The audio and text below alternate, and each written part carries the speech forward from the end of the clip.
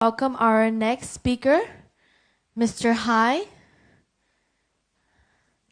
Here he is. Please, big round of applause.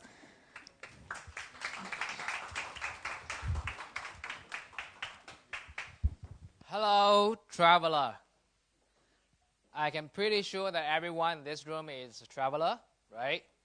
You may not be a farmer, you not me work in the pharmacy industry, but everyone is a traveler. And it's in my honor to be here today to share you about something within the travel industry. So we are a sustainable travel technology company. We have been around for 4 years. Last year we make about 1.3 million US dollar. This year we make about 1.8 million dollar, which means we're sustainable by ourselves. We're not going anywhere soon. Our vision is to pioneer forward-looking business model that advancing the transformation for sustainable tourism. That's what we aim. That's what we do. And how the blockchains helps into this vision.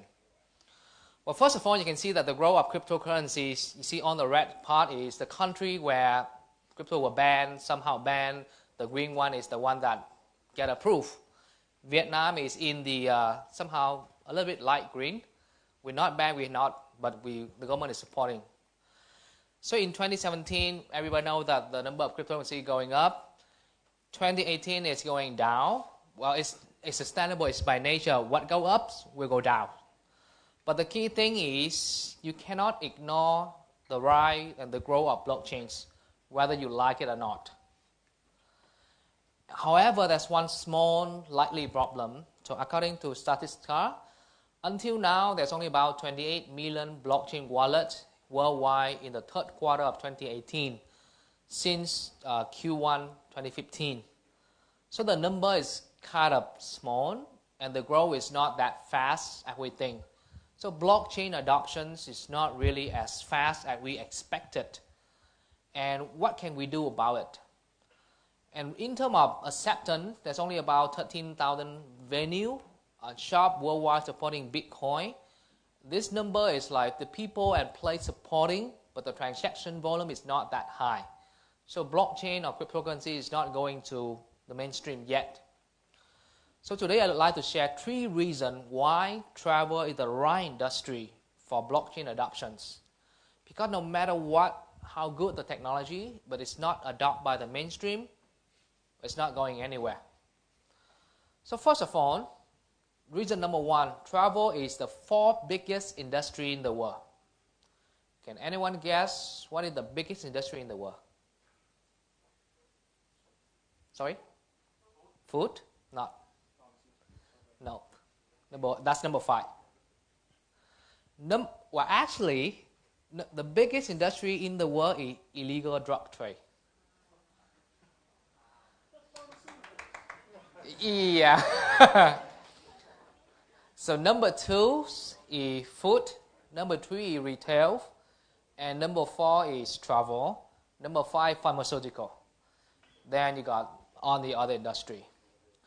The second reason is the people.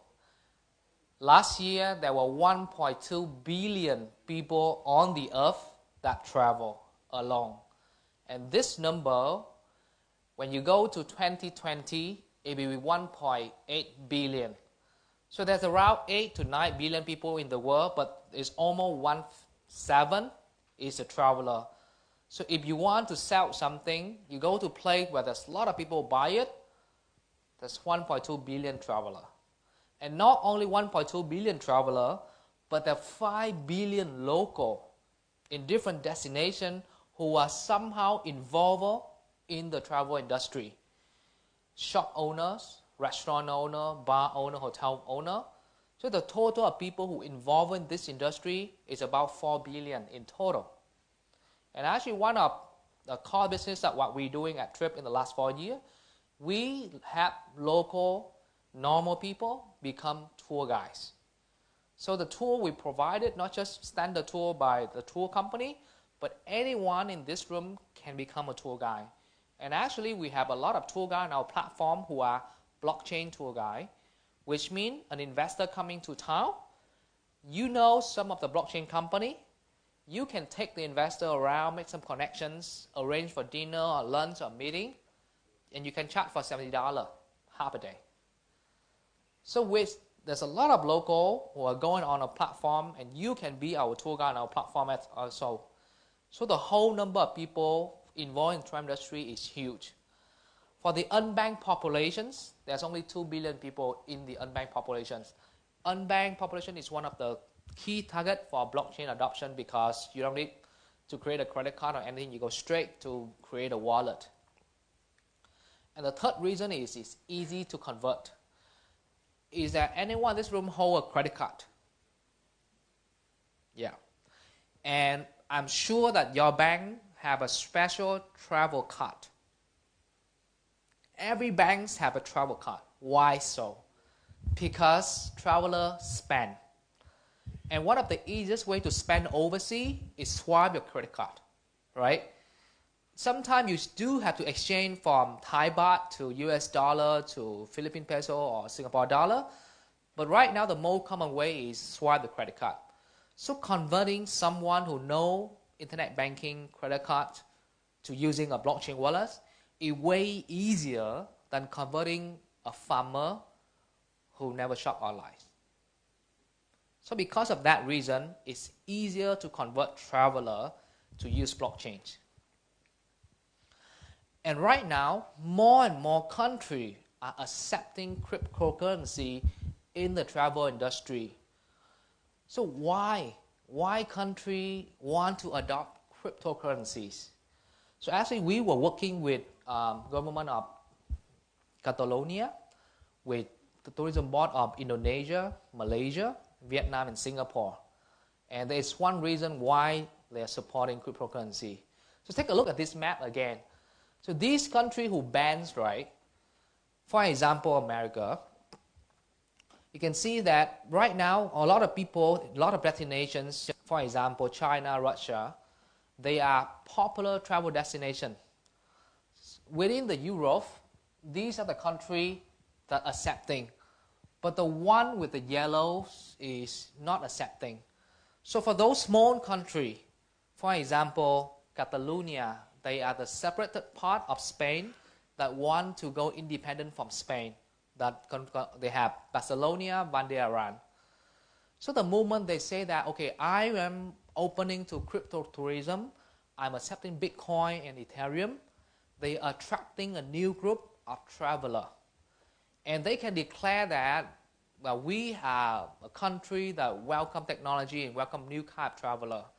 It gave them a competitive advantage to other nations that don't supporting cryptocurrency or crypto tourism. Because of that, more and more small nations like Malta, not only they want to welcome blockchain and cryptocurrency, but the Malta tourism is also welcoming crypto tourism. So it's a good thing for countries to start adopting currency. And that's how we share how the travel industry is the right industry for blockchains. Let's go through some applications. First thing is remove paperwork. We trip operating in 100 countries. We have 6,000 tour guides, 650 cities. We receive money from travelers from America. Then we convert to our bank account in Singapore. We pay for our supply in Cape Town, South Africa. So you can see, you can imagine a lot of things that are going on. For the payment, for example, when we receive the payment from credit card, we lose 3%. If from credit card, convert to our bank account, currency conversion from US dollar to Singapore dollar, that's another 1 or 2%. Then, after we pay for our supplier in South Africa, we convert back to PayPal and pay. The whole process, we lost about 8%. And before that, we have to have a contract to work with people, tons of things. But once we start to working on the blockchains, it removes those things. We just simply make a smart contract. So we will pay 5% commission for everyone who refer a customer to us 30 seconds after each successful booking. We build the smart contract, then it's done. And the receiver will receive our token. It's called Trip Miles. From Trip Miles, based on the decentralized exchange, we can swap to Ethereum, or we can swap to Tomo. Then the people can withdraw and convert from Ethereum back to the local currency. The fee for converting from trip miles to Ethereum and to the local currency is still way smaller than the 8% that we are losing for every transaction right now. And a tour operator will be able to do a fundraising. There's a lot of tour operators we're working with. What they need is about $5,000 in order to hire 2 or 3 more tour guides. But because they're working in small countries like South Africa, raising $5,000 from friends and family is not that easy. Well, remember, these are countries where people make about $100 to $200 per month. So how to raise $5,000? So you can think of like the ICO, but just for the travel industry. So these people, they can just say, okay, I need $5,000.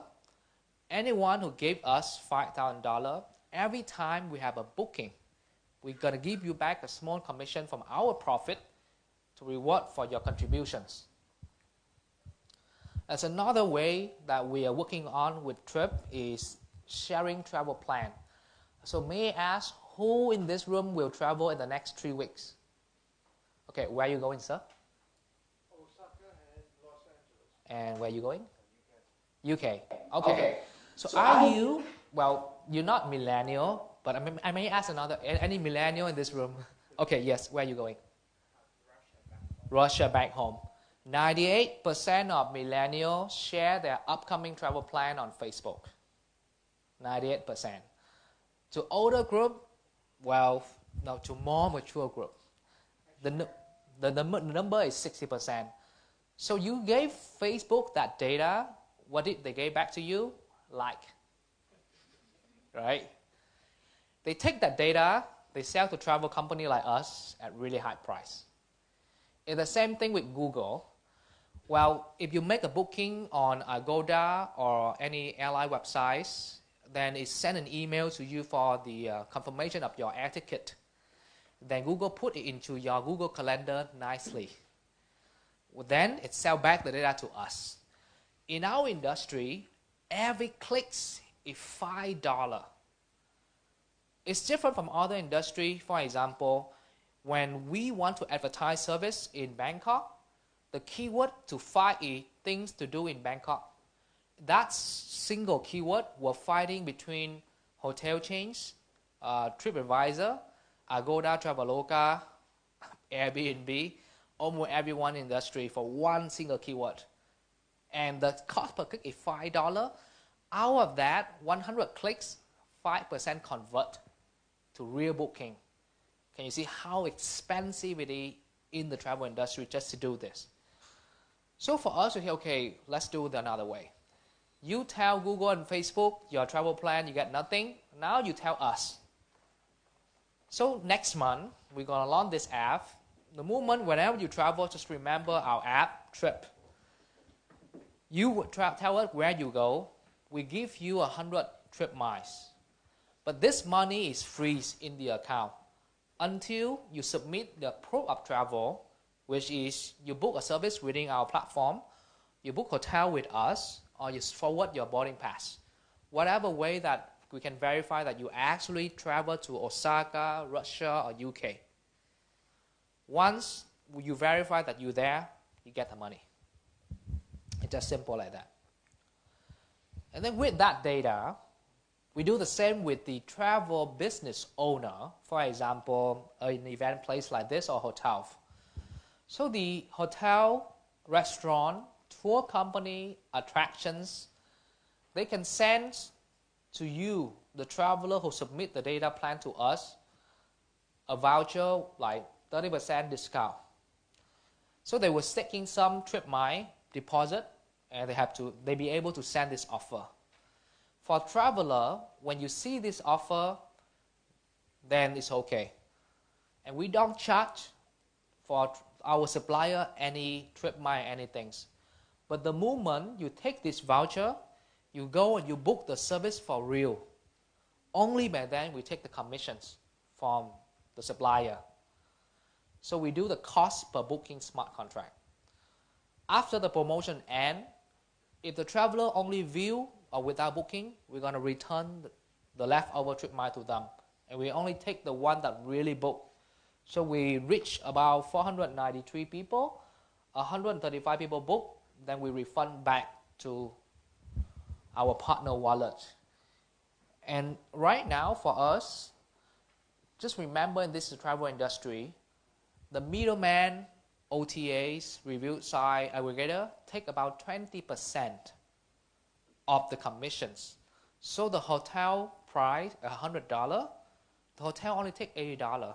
The rest of $20 is going to OTAs, also advertiser. And that's a huge amount.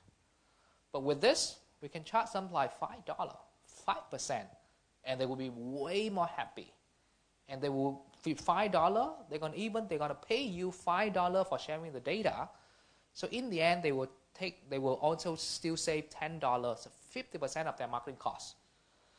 When we launched this in September in a travel mart in Langkawi, within 2 days we had 100 different travel companies that signed up and said, yeah, we want to do this. We have Ministry of Tourism of Indonesia, we have Malaysia inbound tour guide associations that they want to use this because they want to get rid of the middleman. So right now, we will know who traveled to where and when. There's another application that is awesome to this is when we're working at Vienna, so we talk to the Vienna Tourism Board. In their office, they have a big LED like this, and they pull data from booking.com. So they can be able to see in real time who is booking a room in Vienna from everywhere in the world. So I asked them, wow, you have a cool. They said, no, it's just not for showing. It's have a real applications. So there were one time, they were sitting looking at the data. Suddenly they have about 100 booking from Texas, America, that make a booking room in Vienna. So nobody know what happened and why driving that Texas book a lot of room in Vienna. But because they saw that data in real time, they create a different ad in different platform, only targeting Texas. And from 100 booking, it go to 1,000 booking. So they don't know what caused the things, but be able to respond in real time. And with this data, when we be able to share publicly to tourism board, to research institute, the value is really, really high. So I walk through you the app, you can see, and all of this data it publicly shows on our database on the blockchain network. You can go on explorer.trip.me. Our explorer.trip.me is like a block scanner. You can see the transactions. And if you go there right now, you can see the difference with on like Etherscan or other website, we attach the locations. So with every hash on the transaction, we go with the locations. So you can see which locations having bookings, having people creating travel plan, or having someone who become a local guide. But you just don't know who are they. They're all with the wallet form. So that you can show about some data, but it will still keep the identity of the traveler anonymous. And this data is we are using Tomochain to build this. Why you were using Tomochain? Because we want to reduce the advertising fee almost to zero. If we use other public chains where the high cost of the gas fee, will not be able for us to do this. But because Tomochain do almost zero fee for us, we'll be able to reduce the fees really small. In the second phase of us, we're not only bringing down the number of advertising fee, but we're going to change the industry by providing operator software, hotel booking software for free. Right now, a lot of hotel chains, they have to invest in the hotel management software. Either two form, they pay one time, they bill it, or they pay a subscription fee. The subscription fee will take about $10 to $100 per month, or they take about 5% per transactions. And that is the standard in the travel industry. For us, we're going to give away all of this software for free. Because we don't just build the app, but we build a protocol. And why we be able to give this software for free is simple. because everyone who install our software become a node in the Tomochain network. So they will have to process the entire network. So basically, they have run the system. So they trade their power for free software, which I think is quite fair. Because as you can see at hotels and all of this, their computer open all the time. So we helping travel business benefit from blockchain and cryptocurrency without spending money and time and knowledge to learn. For our apps, user just open the app, use the wallet without having to think about private key or public keys. Because for us, that's too much for a new user. Only when the user start to have like $100 in the wallet, then we start to show them how to protect the account. But if the user have like $5 or $10, there's no point showing them at that moment. So we're here to help you to join the next revolution, because all of you here are traveler. And this is my email. Since you're all traveler, you understand what you need when you travel, what do you want when you travel. Talk to me and see how we can serve you better from a traveler to a traveler. Thank you.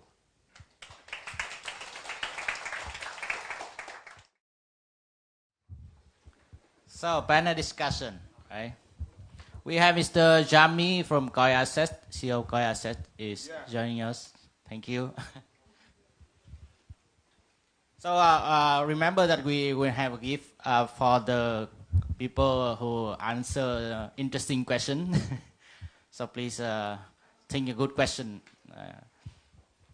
So, as the topic of today, technology, myth, and practical applications, we bring to you guys 3 practical projects in digital advertising, in travel industry, and in gaming on blockchain. So let me put a question first. As you see, we already have practical application in blockchain. How do you see here? How do you see the adoption, mass adoption of the blockchain technology amongst users in the next like 3, 5, or 10 years? Can I start with Mr. Long?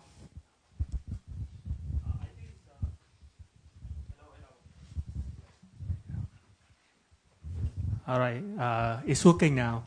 So I think some kind of like mainstream user adoption is pretty important, right? There is a concept of a gap, right? So, well, what is the concept again? So basically, we are here. We are early adopter, right? We are early adopter. So, and we actually kind of like take time to learn about technological concept. We take time to install MetaMask, and we take time to kind of like protect our private key. So go through a lot of hurdle to use the application, blockchain application. But most mainstream user won't have time for that. So in a way, I think it's like one way to go is blockchain application stay within the circle of early adopter. Right, I think this can be sustainable, even though like some people don't like the concept of just a small circle of people enjoying cryptocurrency and pay each other using crypto, Bitcoin, and everything. But I think it can be sustainable in the future. Maybe like 100, 200 million of users who actually enjoy blockchain and cryptocurrency. But then if we kind of like go across to the mainstream user, then the application have to be very easy to use. It have to, the transaction have to be kept like close to zero to a fee to send. So I think gaming is one of the most obvious application to go forward for mainstream adoption. I think Hai-Ho also mentioned about traveling. I think it's a very good use case that a lot of people can use, especially if when I think about it, if I can upload my travel plan without even open the app, then it would be like really good, right? You know, just have the app, turn it on, and when I go somewhere, for example, I go from Hanoi to Bangkok, and all the information can be like automatically upload into the app, and I get some token in return. That could be really good for adoption. And also advertising is a very important industry as well. And of course, exchange is where people actually buying the first token. So yeah, very important. Jeff, what do you think about gaming and adoption of gaming on blockchain? So I think that generally any industry that could benefit from giving kind of power, especially power of data ownership and control, back to the users is a good candidate for kind of spearheading blockchain adoption. And what we've seen is that in gaming, gamers already kind of understand cryptocurrency in many ways because they're used to participating in these digital economies. They're used to trying to sell their in-game assets for real money. It's just been very difficult for them in the past. So yeah, I do see games and gaming as a very obvious application of blockchain technology. It's now just about making sure that the user experience and the onboarding is as smooth as possible. And what we're seeing is that there are a lot of really bright teams and people looking at those problems, and the next there could be another event where there's a viral hit like a CryptoKitties, but people actually stick around and continue to play because the experience with transactions is much smoother, and the wallet onboarding is a lot smoother, and the network issues don't crop up again. So I mean that's why we're building a game. We believe in Axie Infinity. We believe that gaming really can kind of lead the way, and we believe that the best user experience for using a DApp will come from the gaming space, and we've seen a lot of evidence from the people we've been talking to and some of the projects we've seen cropping up. How about you, Yami? What's your idea on mass adoption, especially in Thailand people? Thailand people, right? Yeah, can I get a microphone? Yes, actually, I think for global, I'm a man who think every day how to adoption about blockchain. But one thing, I just got it. Can I see some hand who know Pornhub? Yeah, yes, this is a big adoption for cryptocurrency. Heavy yes. user here. Yes. Because one thing, try to think, if you can be a VIP member and you don't pay them by your credit card, you don't get a bill, you don't pay by your PayPal account, yes, you can pay them by your cryptocurrency. And one website I just know, it's called Chat2 Bread, something like that. Yes, it's like a streaming for adult website. Yes, you can get them tipped by by Bitcoin, and the toy is checking for the girl, something like that. Yes, I think it's adult industry will be super growing within this 2 or 3 years for blockchain. Yeah, it's a different idea, right? You can use a wallet to receive the crypto. Yes, and then they can get money from us directly. Yeah, no need to go to the middleman first and then sharing. Yeah. So at that time, your experience could be interesting. Huh? Yes. Thank you. Yeah. How about Alex in digital advertising? I read several times ago on Harvard Business Review written by a consultant on in PwC about and a Harvard Business School professor about like applying blockchain in digital advertising with the reward to the users who see the ads or that who involved in the advertising business as a user, and the model that pretty very promising for decentralized and more like more fair in the advertising industry. How about you? I think the way to the mass adoption in the tokens, cryptocurrency, in the digital advertising or other industry is like it's very promising, but there's a huge barrier to the mass adoption is the value determination. So if you look at the, we know that the point system is everywhere. You book a Grab, you got a reward. You use the credit reward to buy some service. So the point system, the loyalty system, the cashback system is everywhere. Basically, converting this system into using the tokens and cryptocurrencies is very easy, and actually it's much more convenient. But the biggest question, the biggest obstacle for transforming this business is the value. How can we determine the value of the token in a sustainable manner? You cannot have the reward by tokens and the day after you see the value crashing down 20%. It's not sustainable enough.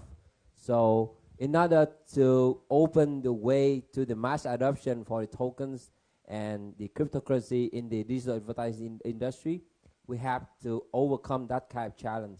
How to determine the value of the tokens in the more sustainable manner, right? As Hai say in his presentation that when we post our like trip on Facebook, what we get is just like from Facebook, right? But in blockchain, we can own that data and we can be like very really owner. We can sell it to get a token, our own data on social media, for example, right? So in the travel industry, the model trip mile is everyone can become a tour guide, but the blockchain can make a difference and more democratized. I think, hello. I think for us, the way we think is we always remind ourselves, love the problem, not the solutions. So right now, blockchain makes the solutions, but the key problem in I think most of the industry is the middleman. And as long as any industry still have that problem, people will start to find different solutions to tackle the problem. In the very early day of travel, the data plan, the travel plan, well, you have someone in the village that you want to travel to somewhere. You go to the wisest man in the village and say, hey, I want to go to Cairo. And that wise man say, I know a guy. They exactly say, oh, I will hook you up with that guy, arrange the boats, transportations. So he become the first travel agent. And the travel agent been around for a few thousand years. And it upgrade to the online travel agent where you tell the website where you go. And again, now it's Google, you tell Google where you want to go to find answers. So right now, it's the same problem that you have the data you want to reach. So for us, I think right now, at the moment, blockchain may be the right solutions, but we plan to build a 100-year company. So in the future, maybe something else. But I think for now, so far, according to the reaction of everyone tonight, I think it's confirmed our theory. But again, love the problem because blockchain may not be the miracle turnkey solution that change everything, will not save the world. The people behind technology is way more important than technology.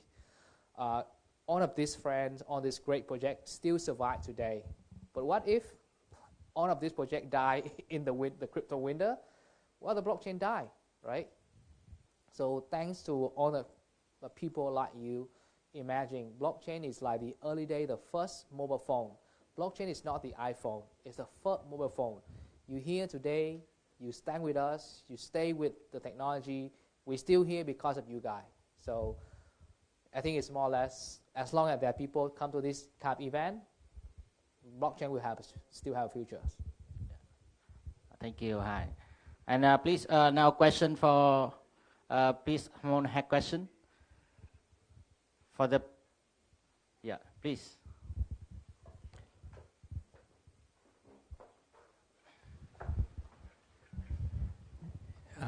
I wonder, do you see any connection between blockchain and human resources management? Can you repeat the question again? The connection between blockchain and human resources management. Okay. Mr. Long?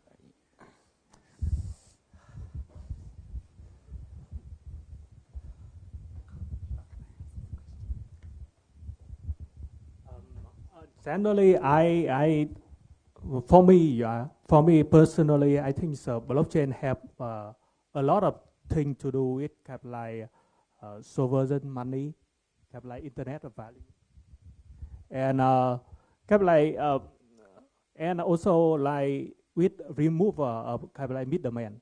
So I think in a sense, your question is about human resources management, right? How we can manage our resources better in the future, not just like physical asset, but human resources.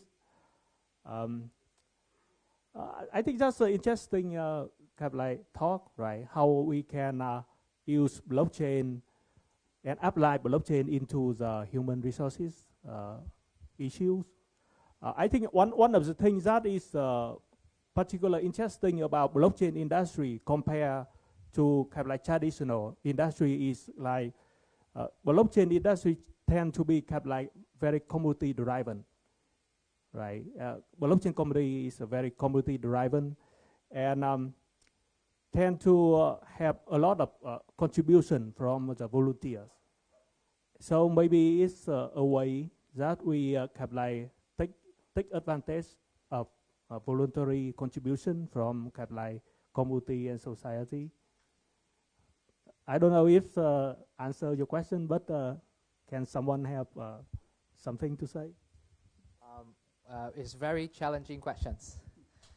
So for me, right, human resources is about managing a talents, someone. And for a person to a company, the assets is your skill and your attitude or your performance. So these are the things, if you put on the blockchains, it adds the traceability. One of the key example I can share is from our travel industry, the tour guide. So tour guide move from company to company, but the performance and the attitude and the skill of the tour guide can still stay on the platform. So for example, you get a bad rating from one company. If that same tour guide moves to another company, that rating will stick with him. And he has to do whatever he can to improve the rating, because if he don't improve the rating, no other travel company want to hire him anymore. Another example is certification for skill. All of you, no one learned about blockchain in your university, right? So no one can certify that you are a blockchain expert or blockchain advisor, except you can change on your LinkedIn. But what if there is a way to certify, you pass through a test, and certify your blockchain skill, it's stick on the blockchain network, it cannot be changed. Then you can use that skill certifications as your assets. Then you can start to trade. You can start to advertise your service. So I think that some of the how you can fight with fraud in terms of human resources. But however, it's some kind of like ethical questions. If one employee get bad review from 5 companies, would we want to give him another chance in the 6th company, or we just want to ban that person completely from the workforce? So that is really challenging. Okay, Jeff, you have. Go ahead. So I think one thing that we've been seeing with our project is that, blockchain communities, I think there's a kind of redefinition of what it even means to be an employee of a company that's taking shape. Because our game has such diverse stakeholders, what we've seen is there is a lot of kind of employee-like behavior that's kind of emerging naturally from our community. We'll probably never have to hire a support staff because the players in our ecosystem, they will help new players 24 hours of the day. Because they want more people to play the game, they want the game to spread. They are in some ways, financially incentivized to do that. What we've also seen is that, although we may, try and recruit engineers, we're also seeing a lot of really strong engineers just popping up in our community, building mini games, tools, and by because they're part of the community, we get to start to learn more about them and trust them. So there's, I think, new ways of vetting candidates too that are emerging from these blockchain-based communities. I also think that, just less abstract manner, I think LinkedIn, right, is a good candidate for something that could be disrupted through decentralization. we probably won't be the team that does it, but it costs a lot of money to send a message to someone on LinkedIn, right? And theoretically, you could use blockchain to get that number or get that functionality to a very low cost. Yeah. And Alex and me, you have any answer? Yeah, I think we cannot consider blockchain is like a magic wand, right? It cannot solve every single problem in the world. But in terms of human resource management, we have to imagine like this. Like if you are running a corporate, applying blockchain into your corporate, what value does it bring to your corporate? Most of the case, almost zero.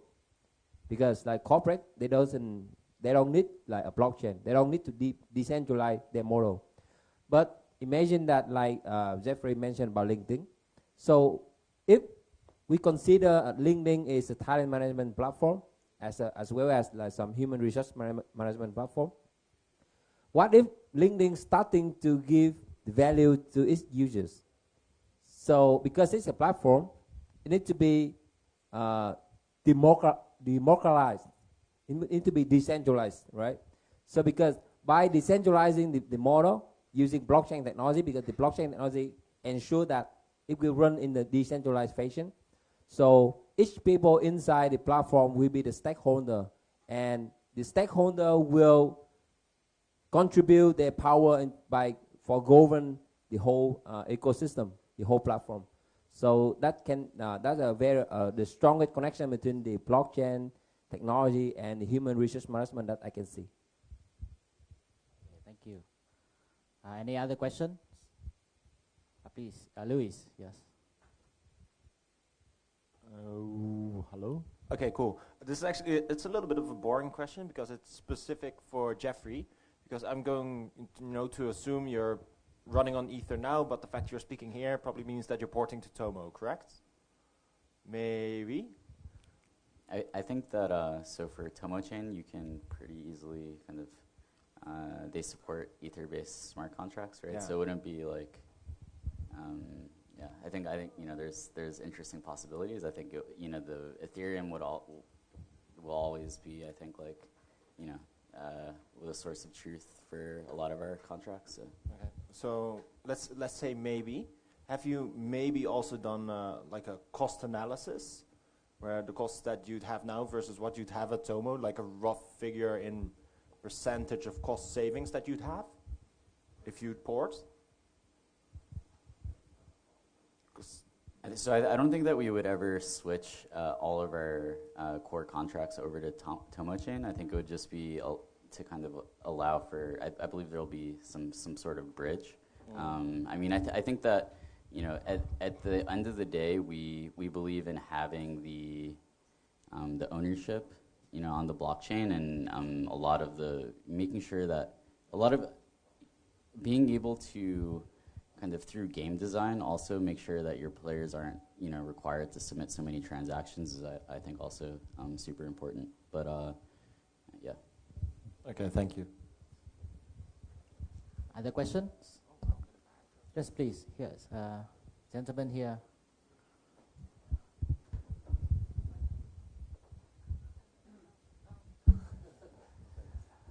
Thank you for your time.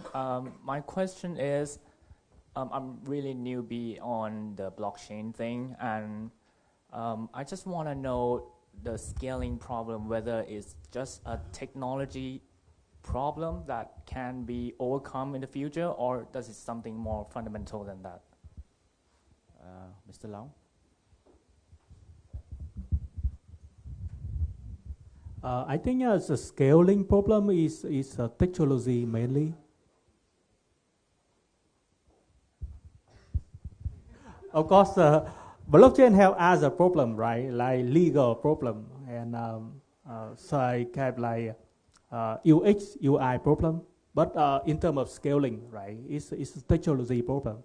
You need to figure out how to scale the blockchain and still keep it decentralized, transparent, and I think that's actually quite like a difficult proposition, kind of like difficult situation to deal with. And does the protocol of the blockchain, can it just implement in other project, or does it just fit with just one project? Okay, I can explain a little bit here. So basically, like on most, like in Bitcoin, there are scripting language. You can write some simple program on Bitcoin, and some already did like Omni Protocol, Mastercoin back in 2014. But then Ethereum was born in like 2015, launched Genesis block. Ethereum have kept like the Ethereum virtual machine that allow you can write kept like Turing complete language. So theoretically, you can write any program with the virtual machine, and it will run on top of Ethereum. And that's allow to build a lot of application. I think Tomochain, by the way, Tomochain is adopting Ethereum virtual machine and Solidity language as well. Some other blockchain, newer blockchain now using different programming language. Like I think Cardano is using different programming language. Zilliqa is using different language. And then if you are writing smart contract for the newer blockchain, you have to write it differently than the way you write for Ethereum. Yeah. Is that clear?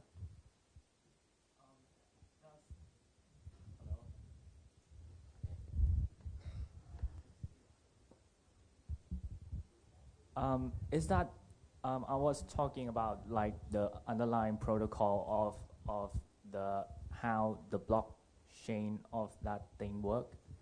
It's like I just heard the other day like the DAX protocol is that can somehow disrupt the way the blockchain of other project has been. That's interesting, right? So blockchain is refer to a specific way of doing a more general term, that is distributed ledger technology, right? That means we are building a system that is very decentralized but still very transparent, fully audited. Some of the key components, as for example cryptography, McClatchy, these are some of the key technology on of the distributed ledger ledger use. Blockchain, the subset of blockchain is a subset that refer to, for example, Bitcoin, Ethereum, Tomochain, and some other. DAG is a newer one, but actually in terms of technology, DAG is DAG. That means dialectic graph. So the idea here is that DAG is actually quite similar to sharding in blockchain. So I think there's a lot of new term and new technology in the field. But from my experience and kind of like my personal opinion is that blockchain is the most established technology right now. the most mature one that you can actually build application that can run for a long time in the future. Yeah. Thank you. You have a question? Yeah. I have a question for Mr. Hai. So my question is, as adoption grows of both blockchain and the TRIP protocol, and as more middlemen are removed, do you envision kind of pushback from interested parties, whether that's that kind of governments or local travel mafias or things like that? Do you envision that kind of thing? And if yes, how will you deal with it?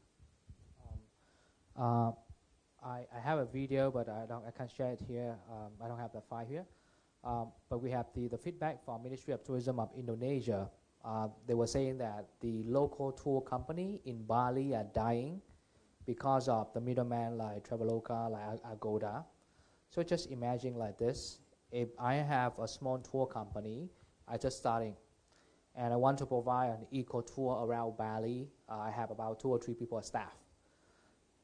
Around me, there's an established tour company, and they have cooperation with big tour company from overseas that bring in Chinese traveler too, right?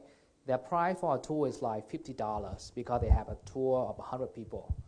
I'm starting a tour, but I couldn't afford that $50 price. So for me, in order to get customer, I have to work with another travel company that bring in Chinese tourists, and then I have to cut my price really low. Initially, I can afford that, but over the time, the more and more my company grows, I couldn't afford that 20% cut. Then I have to decide that, well, either have to do another way, which means I open a shop that the traveler go there, they go to the shop and make some profit. So just because the way it run for the middleman, and because of that middleman come in, there's another middleman, another company going to come in and say, okay, I'm going to bring you more traveler, but you have to give me 30%. And because of that things, it collapsed the travel industry as mass tourism. I have a good friend who runs a tour company in Nha Trang, one of the most beautiful beaches in Vietnam. When they starting to open the company, the price for 5-day fortnight from China to Nha Trang is $1,000. After a year, because of the heavy competitions, they had to bring down to $200 from China to Nha Trang, air ticket, accommodation, everything for 5-day, 4 nights. So how do the tour company make money? They have to build their own shop. They take product from China, put in the shop, put a label of Vietnam product, and sell back to Chinese traveler. So that's the fact that's happening right now. So for us, removing the middleman, yes, you're going to pay backlash from my friend as well. But that's how it goes. And I think from the tourism ministry side, they supporting this. This time I came to Bangkok, I saw less Chinese traveler, way less. And that's what the government want. I saw that in the Maya Beach from Koh Phi Phi were banned completely because it's over tourism. They're doing the same in Philippines. So because of the middleman in the travel industry, it caused long-term environmental effect. And for me, that's way more important. We can buy things with Ethereum, but without clean oceans, clean air, we all die. So for me, no matter what's going to happen, I will fight to make sure that we have sustainability in tourism space. Thank you. Okay. Please, yes. Can you give the mic to the gentleman behind? Yeah. This question is for Hai. Do you have any demographics about what a crypto traveler looks like and how much they spend, plus like maybe traction on growth rates in the future? Possibly, you said that there's 2 billion travelers. How long would it take for, say, 50 million crypto users to scale up several orders of magnitude to the billions? Earlier this year, we organized one of the first crypto retreat to see the market, to see how people are going to do. So we opened a 6-day, 5-night tour to Bhutan, and the people who bought the tour, majority are in their 30 and above. and in the wallet they owe about 1 or 200 Ethereum, not the young demographic. But the partner that we are working with to bring more, they mainly social network who have a lot of users that below 35 years old. So I believe that the people who work in to earn the token will be below 30 years old. So those are the people who will work, who earn the token to share, and the local guy as well. But the people who are going to spend are just way more senior. But the reason why, because for senior older group, they travel a lot. They, for example, if you first time you come to Bangkok, for sure you're going to see all the key attractions, right? But if you come the second time to Bangkok, you want to see something different. You want to see off-beaten track. So that is the audience that will use Strip a lot more. Thank you. Okay, we talk about the government adoption tool in a travel agency. I think.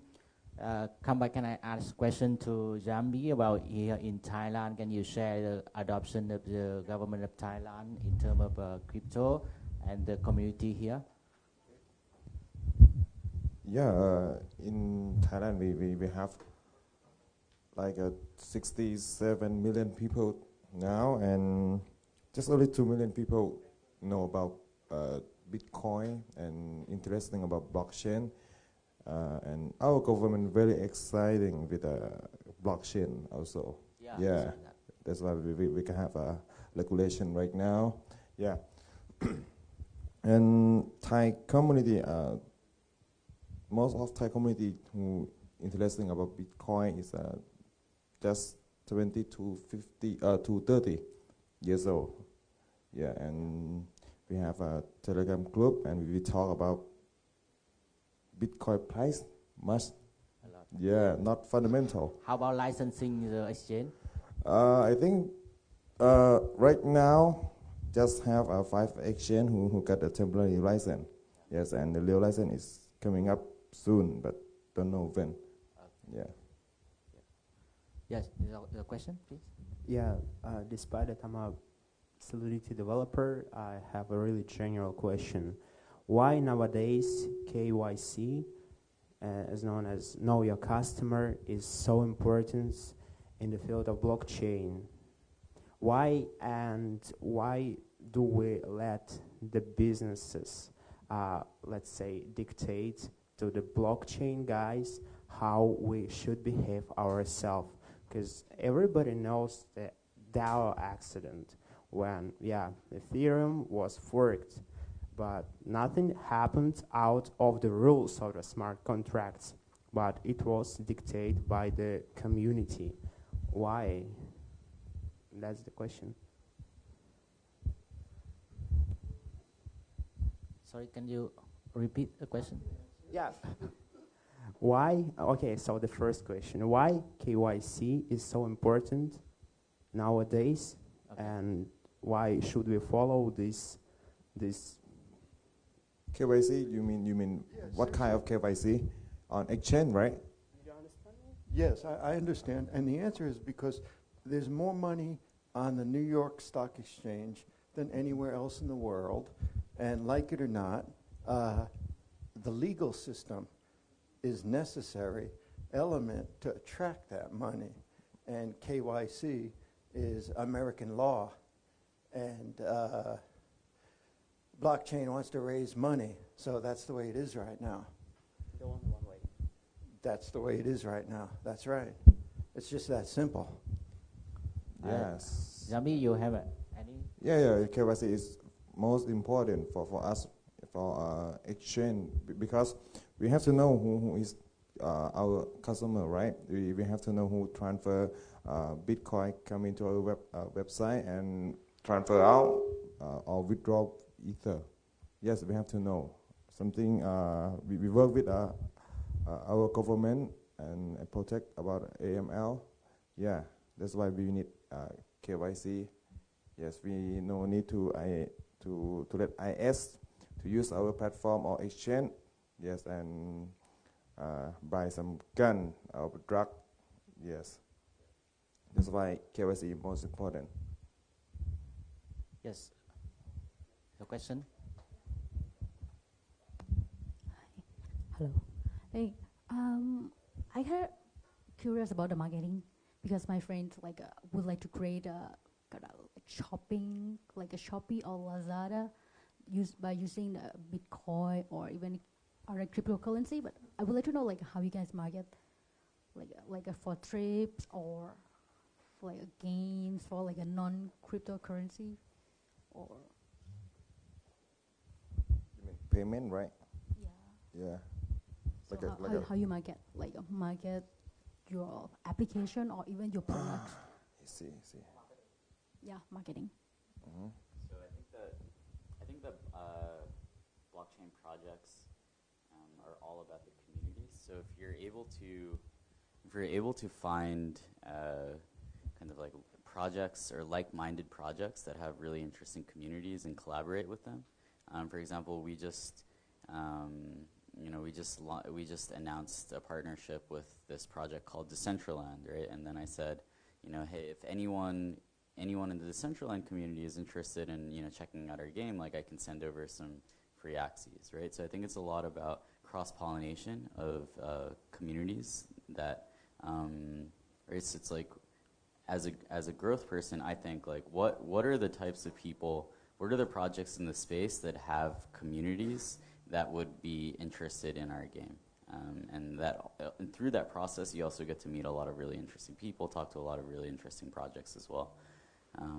I think also, what you can do is there are certain kind of influencers that, if you have a good product and the influencer is kind of open-minded, then you can approach them, talk to them, and they'll be able to kind of help you as well. I also think that more fundamental is being able to create a product and a community that does the marketing for you, right? So you want to build the growth into your product. You want it to, for example, if you have a game, you want things within that game to be really easily shareable.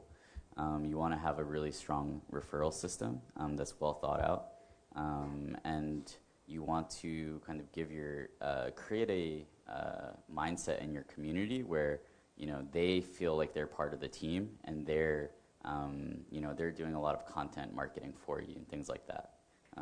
So yeah. Yeah, I think that answered the questions. I think it's all about community, also partnerships. For us, the travel space is a little bit different because it's a vertical space that requires a lot of networking and also relationships. So for example, you want to start a project in travel space, you just cannot I'm going to talk to the other company and then they're going to do with you.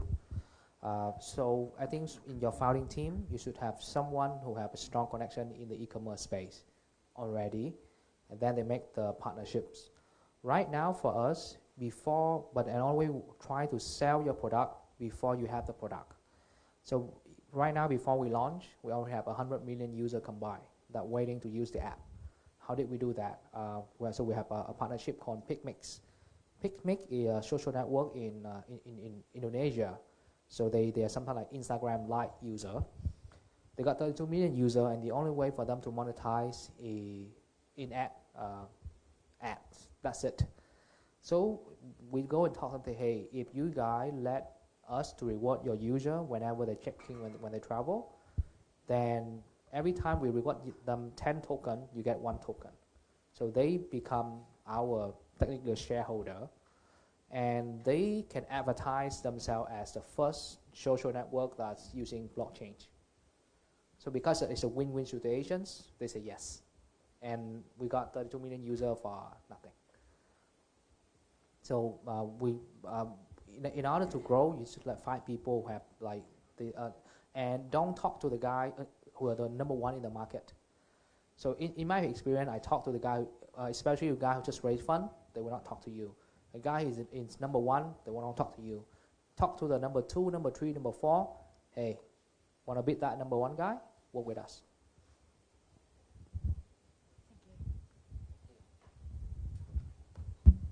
Okay, I think one last question before we do the lucky draw, right?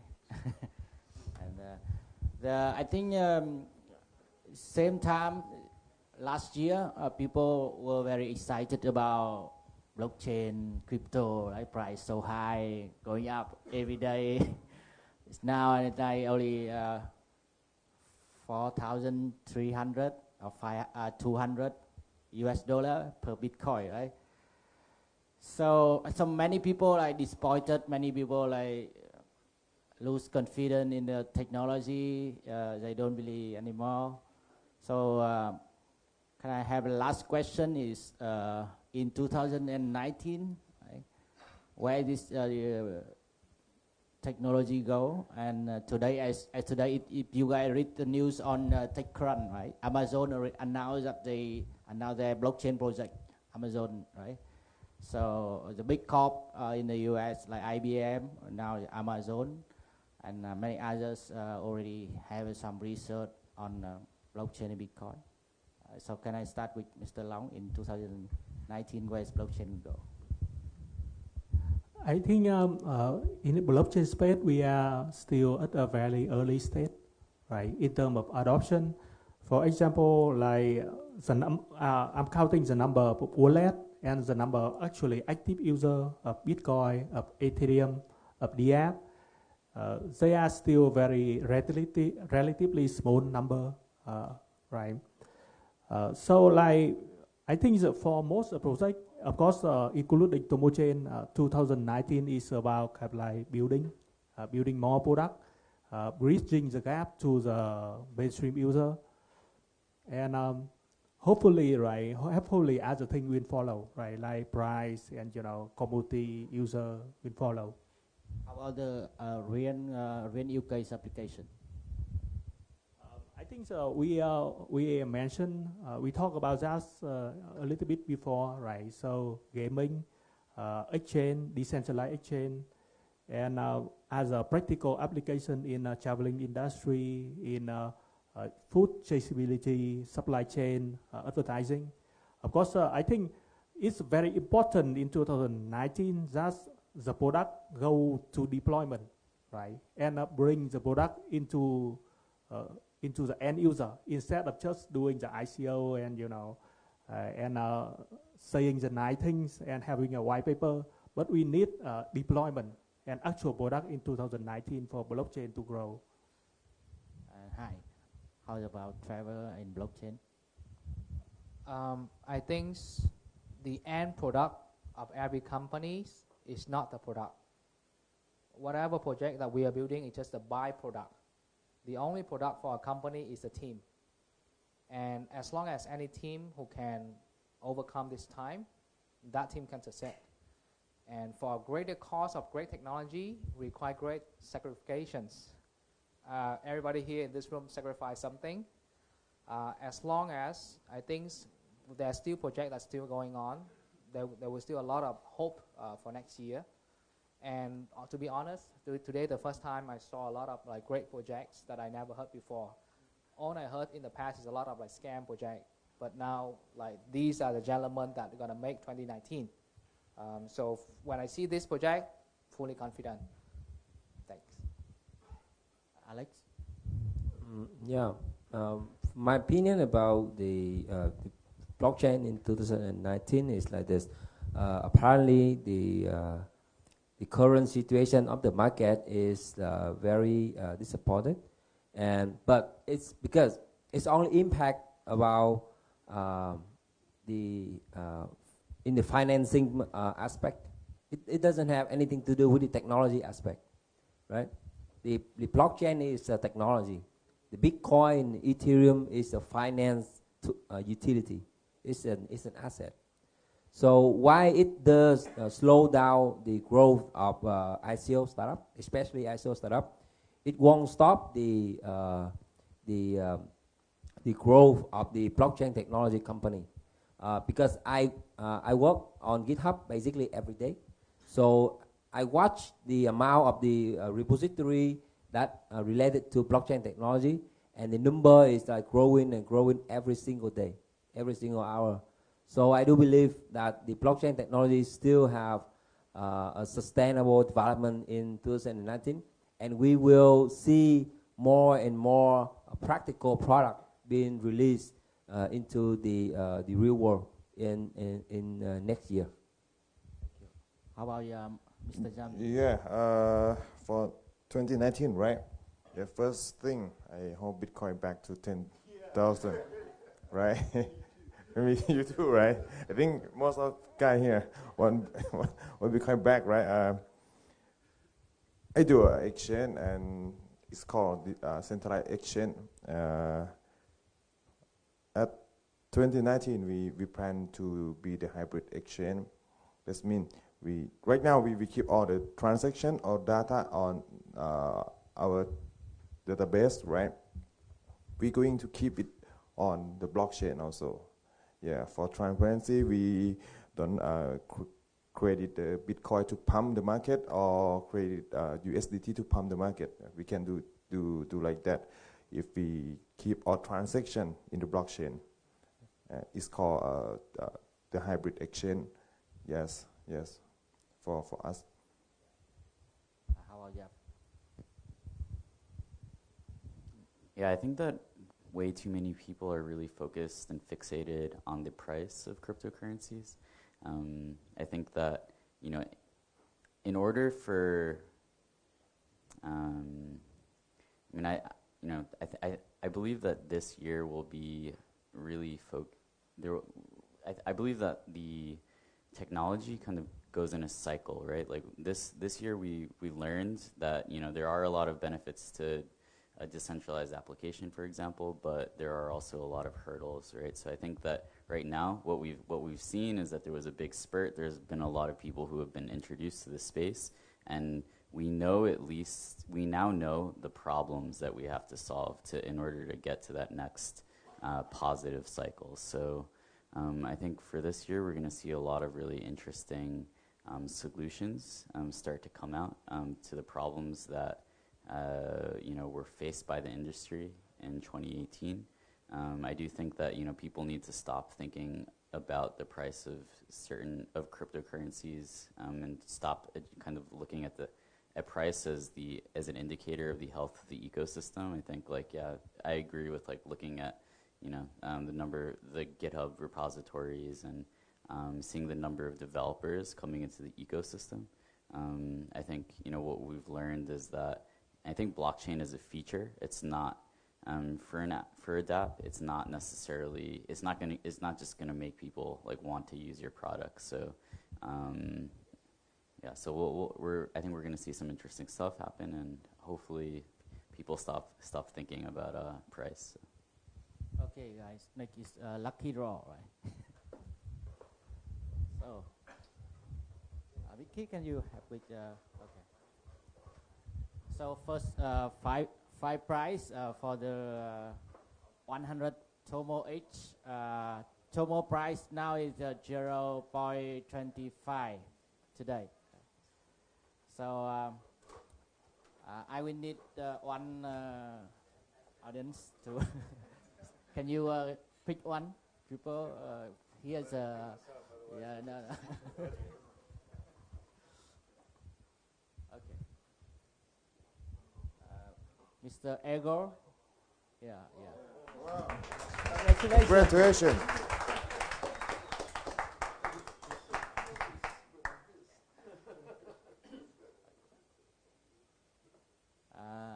Mr. Daniel. Yeah, right. From NEM. Daniel from N.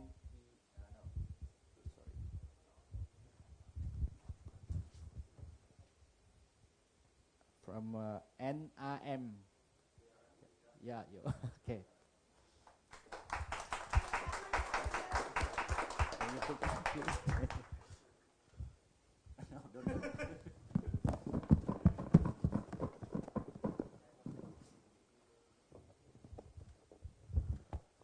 We have Bart Medici. Mr. Bart Medici. He's not here. He's left. He's left. Retake it. Okay.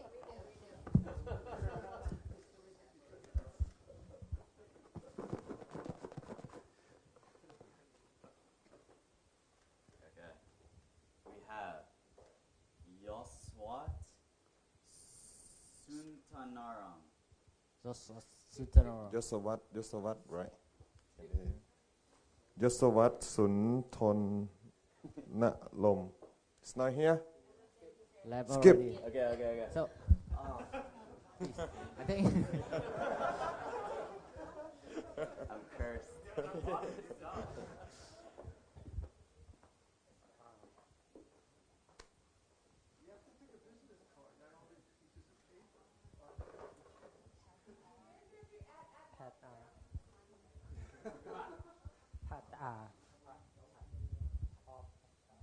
can you read it PAAT. Pat you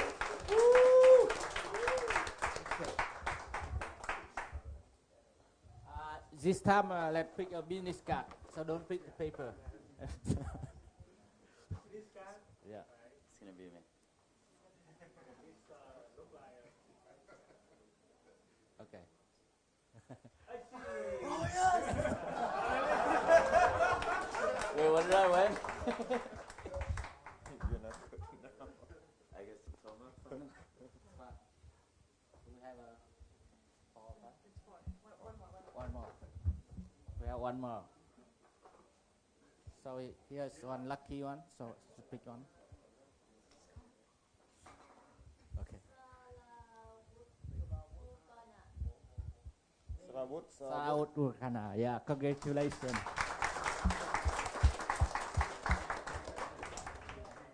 Next, now we have another one. Big bomb BBO. So each will get 15,000 BBO. What? How much is that? What around $20 each. So I mean. Business card or business card?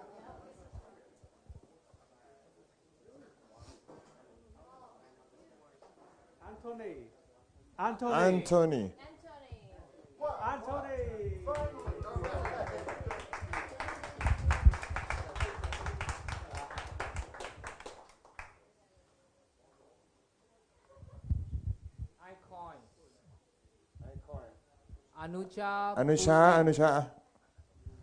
Anusha, come on. Anusha, Icon, come on. Yeah, you got a lucky draw. Just sit over there. Yeah. It's an intangible.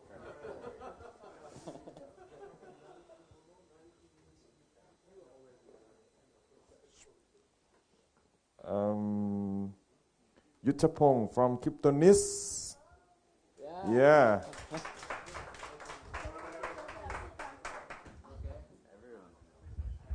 Anyone want to? Okay. Jeff again. Cut.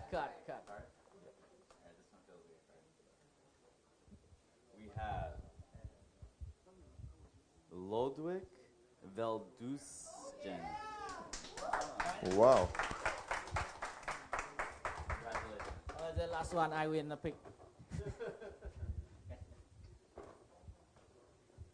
Who will it be? Business card.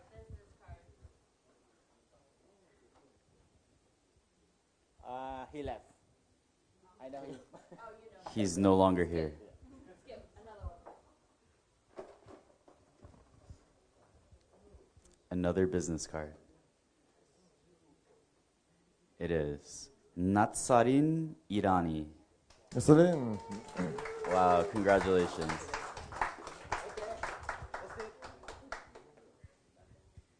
Congrats to all the winners.